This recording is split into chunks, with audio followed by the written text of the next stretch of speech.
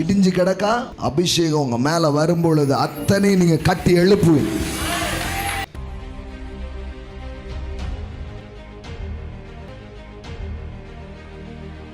கிரண்லாம் வந்துட்டு போனார்ல, அவர் சொன்னார்ல, இதுக்கு பேர் என்னது? Builders anointing.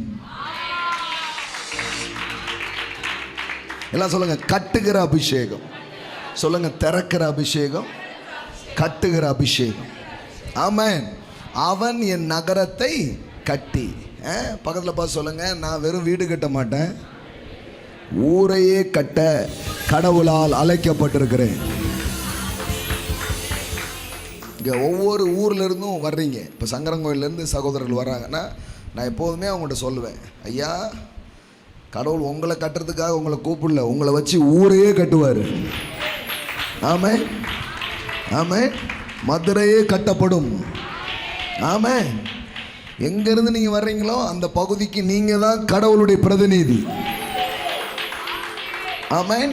தேவன் சொல்றார், அவன் என் நகரத்தை கட்டி. பாருங்களேன், எருசலேமே நீ கட்டுவாயின்றார். ஆமென். எல்லாம் சொல்லுங்க, கட்டுகிற ஒரு அபிஷேகம். இடிஞ்சு கிடக்கா அபிஷேகம் உங்க மேல வரும்பொழுது அத்தனை நீங்க கட்டி எழுப்புவீங்க. இடிந்ததெல்லாம் பாழான மண்மேடு கட்டப்படும். ஆமென், ஆமென். ஆடலும் பாடலும் மீண்டும் கேட்கும்.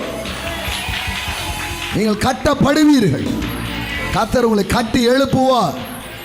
இடிஞ்சதெல்லாம் கட்டப்படும். ஆமென். எல்லாம் சொல்லுங்க, பில்டர்ஸ் அனாயிண்டிங். ஆமென். அப்போ எப்படி போட்டுக்கு பாருங்க, அபிஷேகம் பாருங்க. நம்ம அபிஷேகம் என்ன நினச்சிக்கிறோம்? டேய் கையை தட்டி அது மட்டும்தான் நினைக்கிறோம். இல்லை, அதுவும் இருக்குது. ஆனால் அனாயிண்டிங் வந்து உங்களுக்குள்ளே வரும் பொழுது ஞானம் வரும், தயவு வரும். ஒன்றுமே இல்லாத ஒன்றை கட்டி எழுப்பிடுவீங்க.